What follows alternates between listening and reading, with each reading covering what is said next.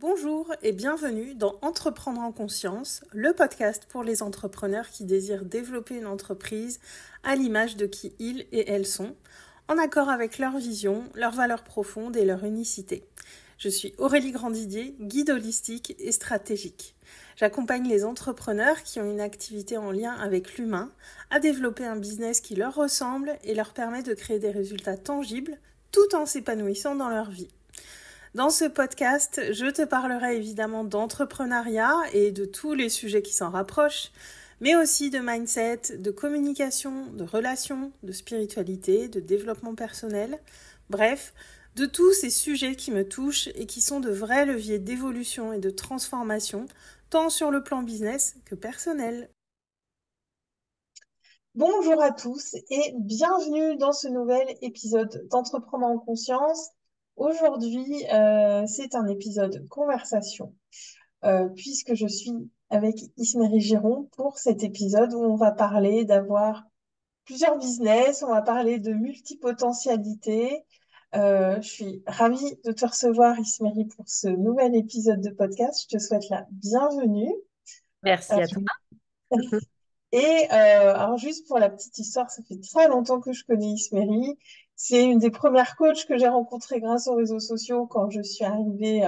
J'étais plus sur Facebook à l'époque, donc fin 2020. C'est la première coach avec qui j'ai travaillé et elle m'a appris beaucoup sur les réseaux sociaux. J'évolue encore dans ces environnements aujourd'hui. Donc vraiment très très heureuse de te recevoir. Tu fais un peu partie de mon histoire, j'ai envie de dire avec tout ce que j'ai vécu. Puis on se suit et je t'ai vu aussi avancer avec tes différents business. Donc l'échange qu'on va avoir aujourd'hui va être super intéressant à plein de niveaux et pour les gens qui nous écoutent. Euh, donc merci beaucoup d'être là. Et puis pour commencer, est-ce que tu veux bien te présenter, nous dire qui tu es et puis ce que tu fais parce que tu fais plein de choses pour le coup. Ok, je vais essayer de faire le plus condensé possible. Merci de me recevoir, Aurélie aussi. Puis pour moi, c'est vraiment chouette d'être invitée sur ton épisode de podcast parce que, comme tu l'as dit, on se connaît depuis super longtemps. Et petit clin d'œil parce qu'en fait, je ne sais pas si tu te souviens, mais il y avait un des tout premiers programmes quand tu es arrivé dans mon univers qui s'appelait Oui, Multipotentiel. il y a pensé ce matin. Donc ça me fait rire, j'aime bien un peu Ouais, la boucle. Euh, ouais. oui, je vais me présenter. Alors, moi, c'est Isméry Giron. Je suis entrepreneuse depuis 12 ans. J'ai quitté mon salariat il y a 12 ans et j'ai eu une première entreprise avec mon conjoint qu'on a décidé de ne pas garder parce qu'on a eu de la peine à trouver ce qu'on appelle le modèle d'affaires. En tout cas, un modèle d'affaires qui soit tenable dans la durée et qui soit, voilà, qui soit rémunérateur pour nous deux. Donc, ça a été une super expérience. C'était dans le secteur de la location saisonnière, mais ça n'a duré que 3-4 ans. Et après, voilà, j'ai fait une pause. Je me suis demandé ce que j'allais faire. Et en fait, de cette expérience justement de la difficulté à entreprendre et à rapidement être rentable, je me suis dit que c'était probablement le problème de plein d'autres entrepreneurs qui se lançaient. Et moi, j'étais vraiment passionnée par l'entrepreneuriat. À l'époque, j'avais vraiment eu ce nom qui est le nom de ma marque maintenant, qui s'appelle l'Instant Goutte, qui était arrivé. Et c'était quand je clôturais du coup cette première boîte. Et je me souviens, j'avais mon petit dans les bras et j'ai le nom qui est arrivé et j'ai vraiment eu la vision de quelque chose qui allait être pour les entrepreneurs qu'elle est touchée à la fois au bien-être, au business. Ça allait être un peu un endroit où il va y avoir plein de choses pour les entrepreneurs. Et en fait, cette vision, elle s'est matérialisée concrètement, peut-être que, allez, on va dire 2-3 ans après, au moment du Covid, comme beaucoup de gens, il y a eu le après, avant, après Covid. Et ça a été ouais, ça a été vraiment un point de bascule parce que j'arrivais d'un moment dans mes recherches de qu'est-ce que j'allais faire. J'avais effectivement plongé dans le monde de l'ikigai pour me dire, tiens, qu'est-ce que j'ai envie de faire? Et j'en étais vraiment arrivée à justement devenir coach pour entrepreneurs ou business coach, quelque chose dans le genre. J'avais juste un peu de peine à définir. ce que j'avais, quelle allait être ma valeur ajoutée en fait, qu'est-ce que j'allais apporter concrètement. Donc j'ai eu un petit peu de temps de recherche et puis en fait, j'ai lancé vraiment le membership de l'Instant Good en novembre 2020. Parce que en parlant avec des entrepreneurs sur les réseaux sociaux, je me suis aperçue qu'il y avait vraiment un besoin sur la partie très sur les réseaux sociaux, comment je fais pour trouver des clients, comment je fais une page de vente, qu'est-ce que j'écris dans ma page de vente. Et puis après, il y avait même des questions techniques. Mm. Donc, c'est parti de là. En fait, Ouais. l'entreprise est vraiment partie de ce membership de l'Instant Good au novembre 2020. Ouais, ce premier membership dans lequel j'étais, et c'est vrai que c'est ça qui était génial parce que moi, je commençais à l'époque. Et bah, quand on démarre en ligne, bah, la base, c'est de savoir utiliser tous les outils dont on a besoin en ligne. Moi, j'étais complètement novice.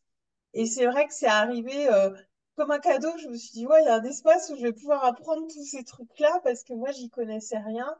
Et c'est vrai que c'était, enfin, moi, je le dis souvent, enfin, c'était pour moi vraiment le meilleur endroit pour commencer parce que se faire coacher, le mindset, tout ça, c'est très bien et c'est indispensable.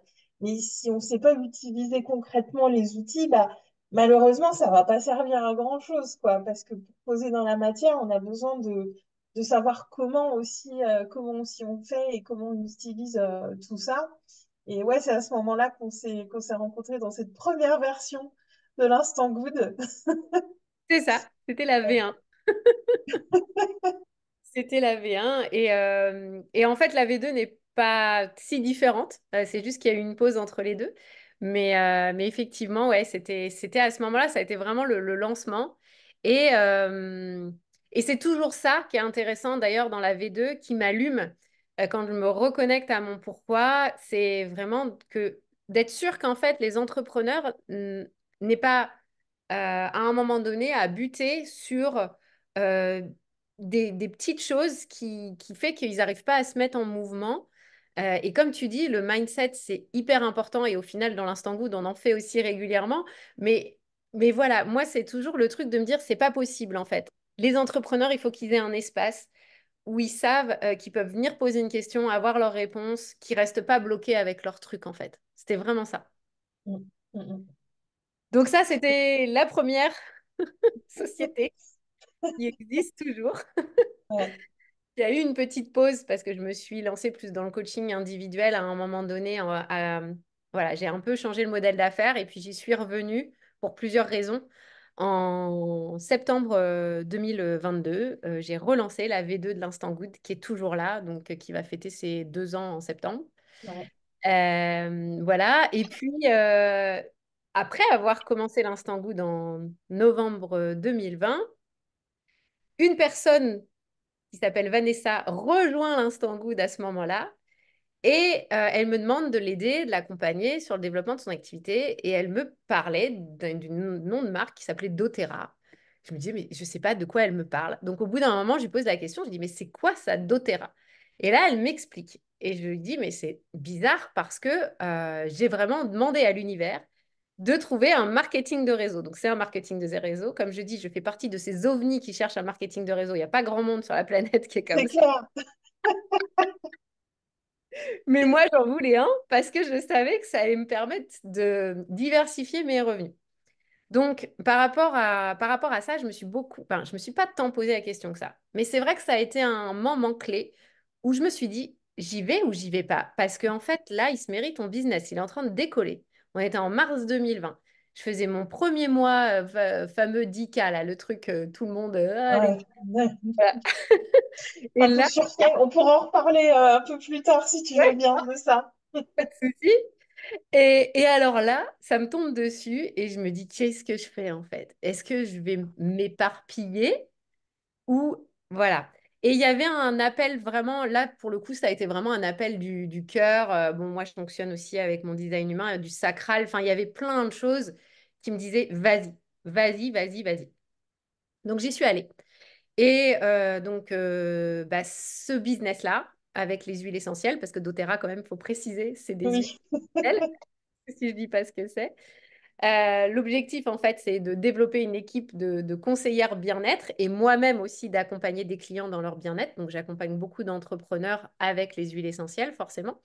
Et ça a démarré en mars, enfin, j'ai signé en février 2020, je crois, ou mars 2020, T1, 21, pardon. Ouais. Et voilà, et du coup, là, ça va faire, je sais plus, on est en 2024, donc ça a fait 3 ans. Voilà. Mm. Et c'est un business qui est très florissant, par contre, qui a pris le temps que ça a pris. Et c'est ça aussi que je voudrais mettre le petit bémol, c'est que il faut aussi se dire que quand on vient brancher une autre branche d'activité d'un seul coup sur un business qui fonctionne déjà, il va y avoir cette inertie qui va se mettre en place. C'est-à-dire qu'il y a un moment où il va falloir que la chose démarre. Et c'est comme, à chaque fois j'explique, hein, on imagine un vélo. On pédale sur un vélo. On a deux pédales. Et donc au début, tu vois, on force en fait Ouais. sur la pédale, puis on reforce après sur l'autre pédale.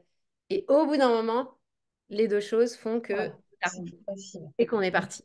Ouais. Ouais. Donc, il y a eu une phase en fait de stagnation, d'adaptation, qui était aussi une phase où j'ai remis des choses un peu en cause, mais qui au final, les deux activités, enfin les deux business, c'était hyper complémentaires parce que je m'adressais à des entrepreneurs du bien-être dans les deux espaces. Mm, mm, J'avais la même cible. ouais. Et quand tu as lancé cette deuxième branche, voilà, ce qui me vient aussi là-dessus, c'est est-ce que, comme tu mettais du focus sur cette nouvelle activité avec doTERRA, est-ce que l'instant good n'en a pas un peu pâti à un moment ou est-ce qu'il n'y a pas eu un déséquilibre ou Bah, c'est le pas tant moment. en termes de chiffres que d'activité, que de focus, enfin, comment tu Oui. as vécu le fait d'intégrer Ouais. euh, Et, une nouvelle activité? ça a été effectivement à un moment donné. Alors, je pense hein, que effectivement, ça a été beaucoup de choses à comprendre dans le marketing de réseau parce que j'avais pas les codes et qu'il fallait d'un seul coup que je comprenne les codes de ce secteur d'activité qui est différent en fait. Donc, ça m'a demandé du temps d'intégration, d'appropriation. Et je crois aussi que le cœur a parlé à ce moment-là plus fort, c'est-à-dire qu'il y a eu un véritable appel du cœur. Et donc, du coup, j'ai voulu mettre beaucoup d'énergie, mais parce que vraiment, j'étais animée par ça. Et il a fallu faire des choix. Et c'est pour ça que je te dis qu'à ce moment-là, il y Hmm, avait ça, les one-one, j'avais lancé aussi des coachings de groupe, plus le membership. Et je trouvais que le membership d'Instant Good, d'un seul coup, il n'y avait plus autant alors peut-être cette envie de ma part, mais aussi dans le parcours client, parce que moi, c'est ce que je kiffe aussi, aller regarder en marketing, etc., le parcours client. Je trouvais que dans le parcours client, d'un seul coup, il y avait un truc en trop, quoi. hmm, Et du coup, j'ai ralenti. Par contre, au niveau des revenus, je peux pas dire que ça a eu un impact, en fait, hmm, plus ou moins. Ça, c'est comme un peu équilibré, en fait. d'accord. Et c'est vrai que je me rappelle, tu lançais plein de choses à ce moment-là. Il y a tes programmes mensuels, tes coachings individuels. C'est vrai que tu lançais doTERRA. Il y a eu beaucoup de choses d'un coup à ce moment-là. Et, euh, et puis c'est quand c'est cette année, fin d'année dernière, où tu as lancé une autre branche. Troisième branche, nous voilà à la troisième branche. Du coup, on avance dans ce parcours. Et c'est pour ça aussi que je l'explique avec la temporalité pour voir qu'en Oui. fait, il y a trois business qui sont arrivés d'un coup, même si les deux premiers étaient très rapprochés. En septembre, eh bien, en fait, en parlant avec une amie d'enfance qui, elle, a aussi on va dire, sa spécialité qui va être une spécialité un petit peu différente de la mienne, mais qui accompagnait aussi les entrepreneurs. J'ai discuté avec elle et je lui disais que quelque part, j'avais la frustration de ne plus arriver à accompagner en one-one parce que je ne sais pas comment expliquer, mais j'avais pas trouvé la bonne formule pour moi. Ouais. J'avais pas le bon espace. Il y avait quelque chose où je trouvais pas comment accompagner vraiment efficacement en one-one. Et je sais pas pourquoi, en fait, en parlant avec elle, on a eu cette idée de créer ce qu'on a appelé l'agence. Donc voilà, le troisième business était né, qui est tout à fait en cohérence avec les autres aussi, puisqu'on reste quand même dans l'entrepreneuriat, que nos clientes sont quand même des coachs, des thérapeutes pour la plupart. Donc on est toujours sur mon cœur de cible, on ne s'éloigne Ouais. pas du tout de mon cœur de cible. Et c'est juste que c'est un un nouvel... ouais, c'est une mission quand même assez différente parce que chaque espace a sa mission. C'est ça aussi que j'aime bien dire, c'est que la cible est la même, mais chaque espace a sa mission. Et donc la Très mission... important, ça. La cible est la même, mais chaque espace a sa mission. Très important pour ceux qui nous écoutent, parce que c'est vrai qu'on peut se faire beaucoup de nœuds au cerveau. Excuse-moi, je te coupe, mais c'est hyper important là ce que tu dis. On peut se faire beaucoup de nœuds au cerveau avec cette question de la cible et tout ça. Et moi-même, je m'en suis fait beaucoup. On peut créer différentes choses avec une même cible, mais ça va être l'acheteur de cœur finalement qui est un petit peu différent dans ces espaces-là parce qu'il va se sentir plus appelé par un espace ou un autre à un moment ou à un autre. Parce que j'imagine que tu as des personnes qui vont naviguer entre deux, voire trois espaces peut-être dans tout ça. Donc, cette phrase, elle est pépite. Je pense que je la mettrai en commentaire. C'est peut avoir une même cible et voilà, différents espaces pour faire grandir tout ça finalement. Oui. Et Mm. ce que je peux conseiller aux personnes qui nous écoutent aussi, c'est que moi, j'ai trois business parce qu'en fait, c'est vraiment trois marques, trois univers de marques différents. Mais quand on a un business avec une marque, à l'intérieur, on a des offres. Et comme tu viens de le dire, chaque offre, il faut vraiment la voir comme une mini-entreprise. Si on arrive à voir l'offre comme une mini-entreprise, on va arriver à bien cerner les contours de sa mission. Mm. Et ça va être encore plus facile de rediriger les gens vers les espaces après, pour lui dire, bah là, en fait, c'est plus ça qu'il te faut, ou c'est plus ça qu'il te faut. Donc, ça Mm. fonctionne pour le business, même si on n'a qu'un business, en fait. Ouais, ouais, ouais.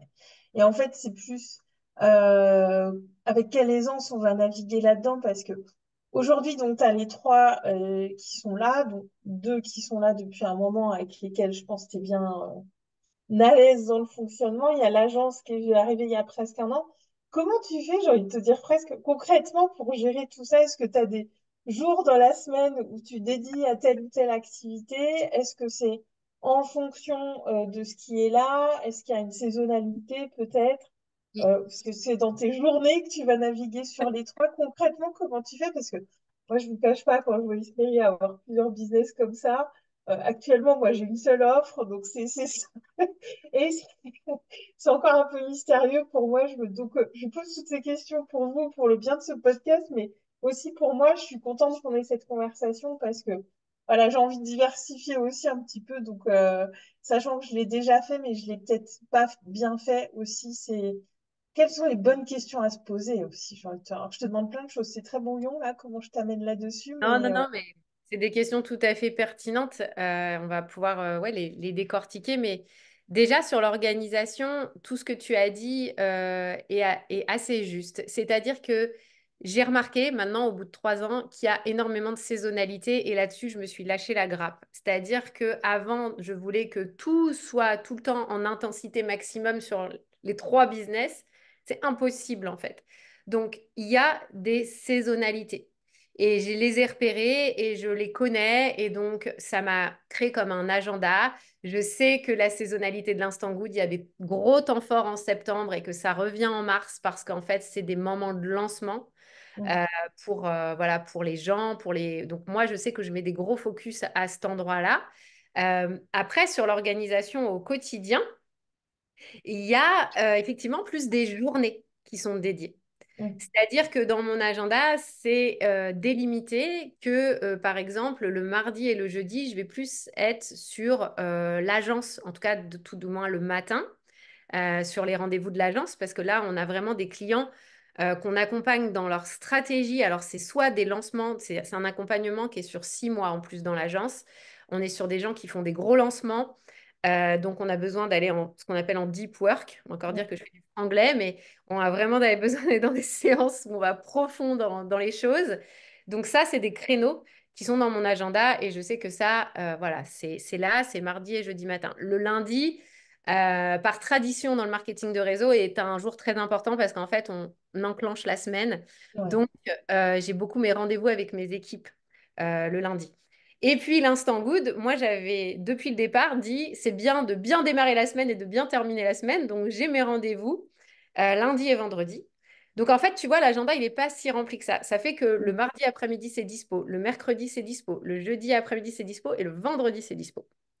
Donc, ça veut dire que c'est des espaces pour faire mon marketing. Là, en ce moment, j'ai une formation que je suis en train de créer plus sous l'égide de l'Instant Good, du coup, qui va être calée. Et donc là, par contre, je fais du batch. J'arrive à batcher des choses de plusieurs de mes activités. Si je me lance, par exemple, tu vois, dans de la formation, j'ai une autre formation aussi avec doTERRA en ce moment que je suis en train de créer. Bah, je vais batcher en fait la formation, c'est-à-dire que je vais être plus dans un mode de pensée où je me dis, ok, là, je fais de la création de contenu et des tournages et je sais que je peux me garder des journées où ça va être les deux choses en fait, Ouais, enfin les deux thématiques parce qu'on est sur des activités similaires et donc comme si notre cerveau, tu vois, voilà, il est lancé dans un truc, ouais, donc on peut, voilà, ouais. continuer. Donc voilà un peu l'organisation au quotidien. Ouais, donc, tu as des vrais moments de full focus quand même, et il y a une régularité voilà, qui fait que tu t'y retrouves aussi. Et c'est vrai que, enfin là, quand je t'écoute, je me dis, oui, enfin, pour pouvoir jongler, on peut pas faire ça au doigt mouillé, clairement, je pense pas. Mais voilà, naviguer la semaine. Et puis moi, ce que je trouve cool là-dedans, c'est que du coup, tu te lasses pas parce que il y a une espèce d'alternance entre tout ça, avec des temps pour toi, qui fait que tu peux aussi laisser de la place aux imprévus. Donc ça, c'est assez agréable finalement parce que c'est vrai, ce qu'on retrouve beaucoup chez les personnes multipotentielles, c'est cette peur de se lasser, de plus s'amuser, de plus avoir de plaisir dans ce qu'on fait. Enfin, c'est tous ces questionnements-là. Et puis, donc, du coup, c'est bien que tu dis ça. Moi, j'ai envie de te demander maintenant, euh, on en a parlé un petit peu avant, selon toi, euh, parce que là, on est sur quelque chose, c'est pas tout le monde qui fait ce que tu fais, même les entrepreneurs expérimentés, voilà, tout le monde n'a pas forcément plusieurs business. Pour qui est-ce que tu dirais que c'est fait, ça, et pour qui c'est pas fait du tout? Qu'est-ce que c'est les choses à observer peut-être chez soi euh, pour savoir si on est sur la bonne direction en voulant ajouter une branche à nos entreprises?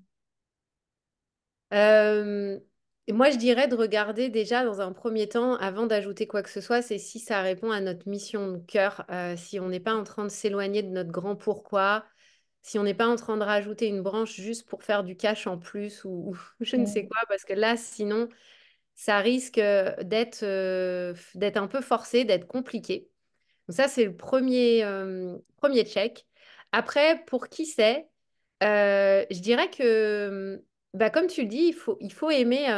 Alors, moi, dans mes trois business, forcément, j'ai beaucoup de travail en binôme ou en co-création. Donc, c'est pour les personnes qui aiment ça, qui aiment aussi se retrouver avec d'autres personnes, à co-créer, et on voit en fait en ce moment, il y a quand même une tendance des gens à mm, aimer aller co-créer, à aller chercher des synergies ou même on pourrait dire des joint ventures, ça s'appelle.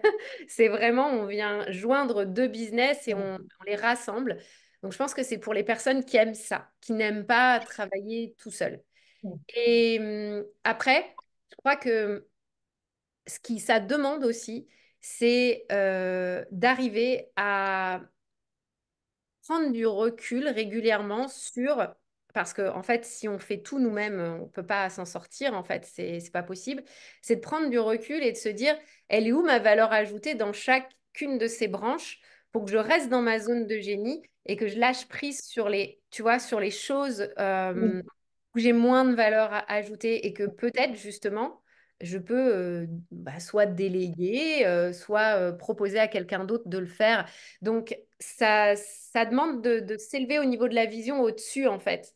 ouais, Euh, D'être pas que dans l'opérationnel tout le temps. Donc, il faut aimer aussi cette vision, tu vois, de se dire, je lead, j'ai la vision de ce que je veux faire, mais je suis aussi capable de lâcher prise sur les choses et de les laisser se développer mm, par des biais ouais. de co-création.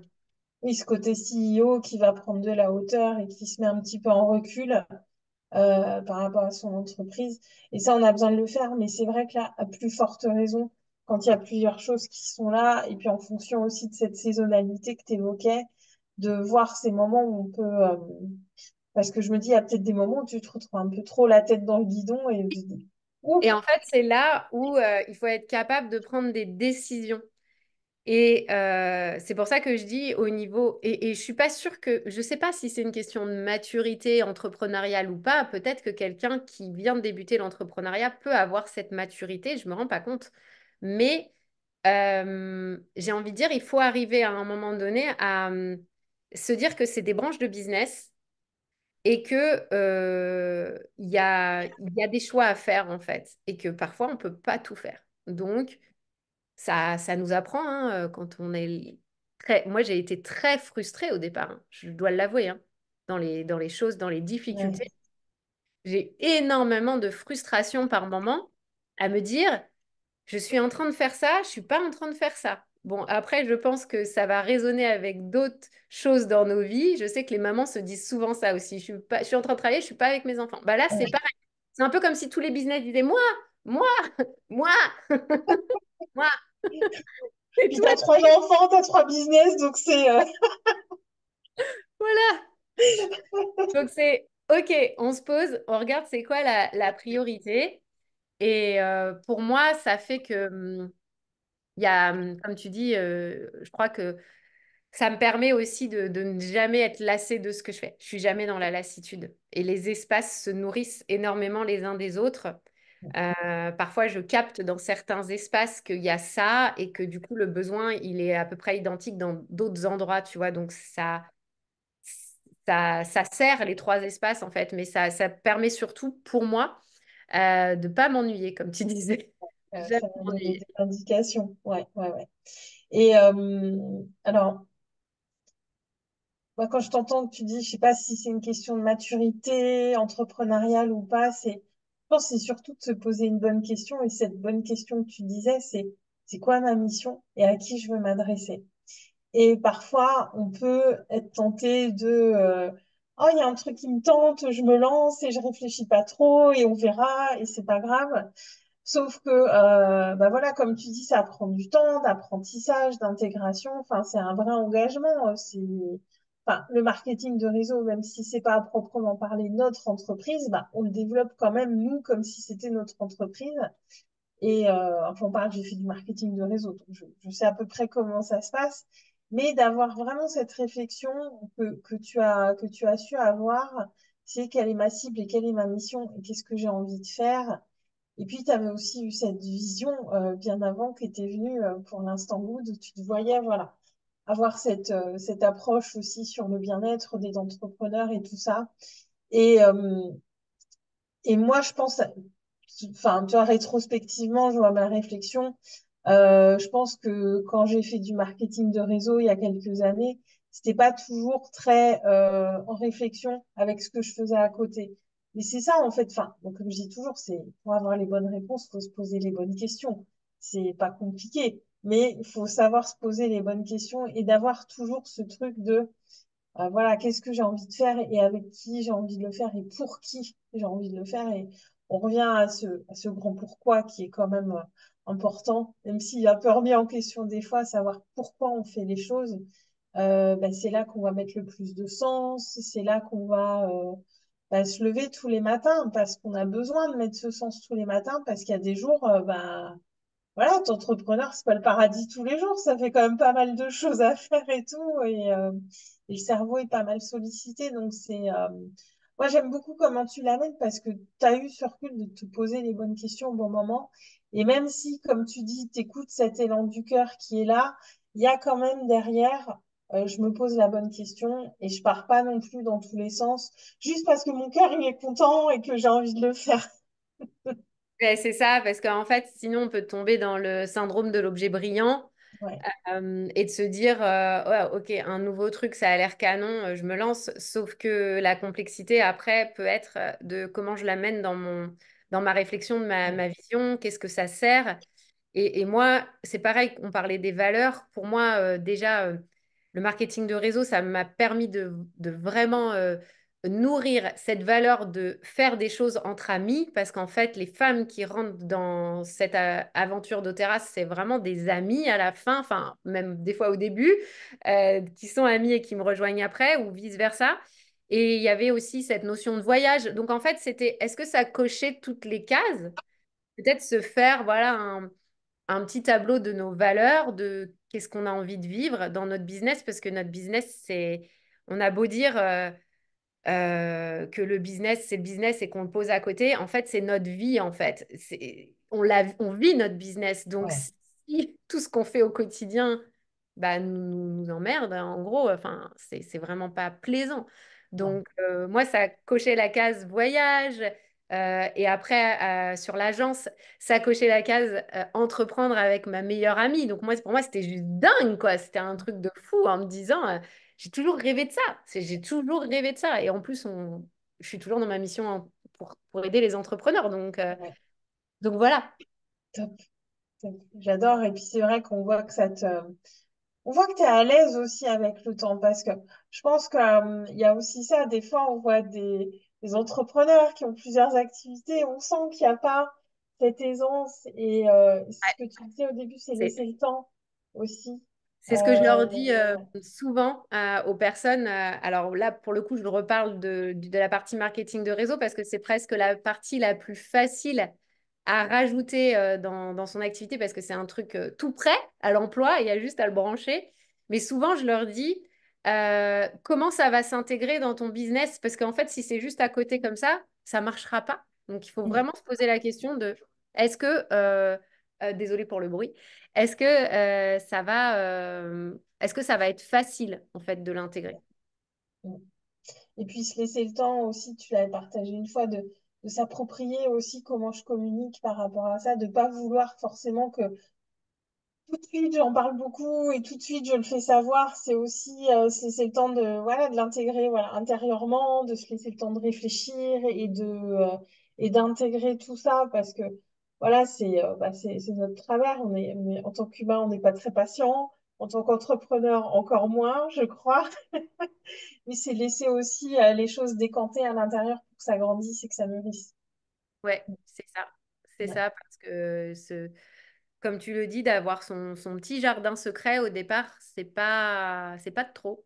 ouais, C'est vraiment comme rentrer en connexion avec une personne et un peu comme un amoureux qu'on va pas le présenter à tout le monde tout de suite. C'est un peu comme ça, je trouve. mm, Mm. mm, mm, mm. Ouais, puis s'autoriser à expérimenter parce que, enfin, moi, j'ai lancé plein de choses ces dernières années, pas mal d'offres. Et là, j'avais envie pour 2024, ouais, d'expérimenter, d'avoir une offre unique. Et là, ce qui est cool, alors je sens que c'est pas forcément fait pour moi sur le long terme, mais ce qui est cool, c'est que j'ai expérimenté les deux et ça m'a permis de prendre du recul et de voir ce que j'ai envie de faire, comment j'ai envie de le faire. Et ouais, aux gens qui nous écoutent, ben, autorisez-vous à expérimenter aussi. Vous avez le droit de commencer un truc et peut-être que ça va pas durer forcément longtemps parce qu'au final, c'était pas la bonne chose. Mais je pense que c'est ça aussi le cadeau de l'entrepreneuriat, c'est que on fait ce qu'on veut finalement. C'est Alors, on ça. a cette responsabilité quand même de faire des choix, mais on fait ce qu'on veut et ça, c'est quand même top. Et moi, c'est vrai que là, j'arrive à un moment où je suis hyper sereine parce que je sens intérieurement que ça va changer, que ça va bouger. Et en même temps que d'être sur une offre unique, ça m'a appris énormément de choses. Moi, ça m'a fait vraiment du bien. Et je sais pas si ça va bouger pour septembre ou pour 2025, je sais pas encore.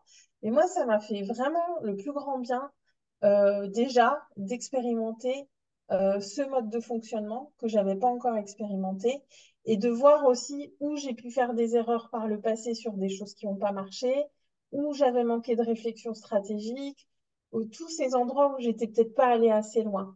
Et donnons-nous le droit aussi de dire je teste et si je sens que c'est pas le bon truc pour moi, je me donne l'autorisation aussi d'arrêter ou de mettre en pause simplement sans arrêter les choses pour revoir la copie.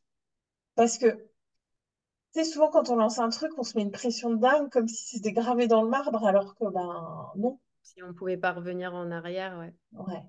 Mm. Et souvent aussi, c'est vrai c'est très juste ce que tu dis parce que on est quand même hyper contrôlé dans l'entrepreneuriat par la peur d'échouer ou la peur d'être déçu ou de décevoir en fait. Donc effectivement, si on s'engage dans quelque chose et puis que ça fonctionne pas, on se dit après, je vais me prendre des réflexions de X, Y. Ah bah tu vois, je te l'avais dit, Ouais.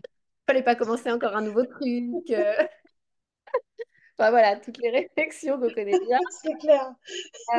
C'est sûr que si on se rattache à ça, bah, comme tu dis, après, sinon, on démarrerait pas, en fait, on démarrerait rien.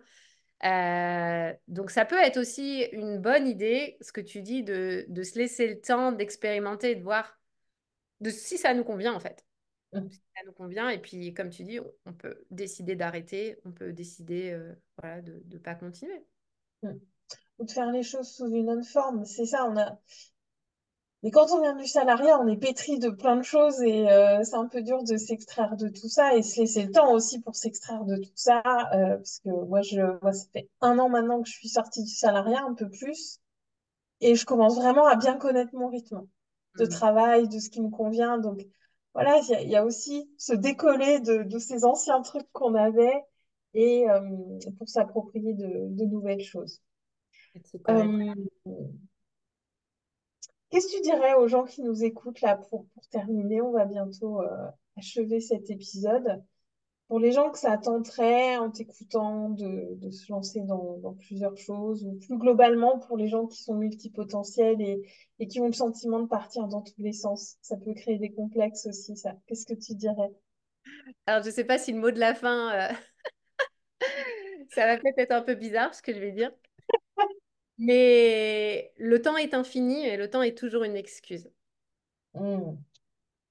Donc, si vous avez envie de rajouter quelque chose, regardez juste au niveau de votre organisation temporelle ce qui se passe. Parce que s'il y a vraiment, vraiment l'envie de rajouter un truc, vous allez trouver le temps de le faire. Vous allez mettre la priorité, en fait. Et je trouve vraiment, c'est très bizarre hein, ce que je vais te dire, mais j'ai rajouté la troisième branche de business en novembre.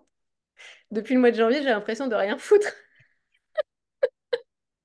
Donc, autant te dire, il y a de la place dans mon agenda, mais, mais j'ai 3 business. Donc, en fait, vraiment, et je pense que c'est aussi parce que, avec le temps, comme je te disais, j'arrive à me focaliser sur les actions qui ont un impact, qui ont du sens, qui vont avoir des retombées, intéressantes. Je dis pas que je fous rien de la journée, mais je veux dire que là, j'ai eu 4 mois en début d'année où j'ai senti quand même beaucoup de fatigue. En plus, j'ai eu une douleur dans la jambe qui est là depuis un moment et que j'essaye voilà, d'accompagner et de soigner en ce moment. Donc, ça m'a un peu ralenti.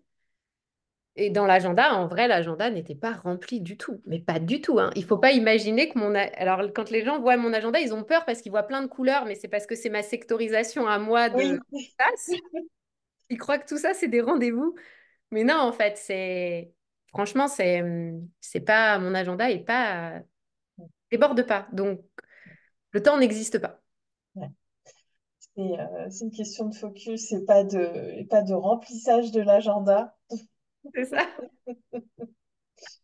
Bah merci beaucoup Ismérie pour tout ça, c'est super intéressant. Je sais que ça intéressera des gens qui écouteront parce que c'est des questions qui reviennent régulièrement, qu'il y a plein de gens qui ont envie de lancer plein de choses et soit qui s'autorisent pas, soit qui vont partir dans des directions pas forcément bonnes pour eux. Donc cet épisode, c'est vraiment une invitation à se poser les bonnes questions et c'est hyper important. On est dans le monde du coaching, hein, donc poser les bonnes questions, c'est vraiment l'essence de ce métier.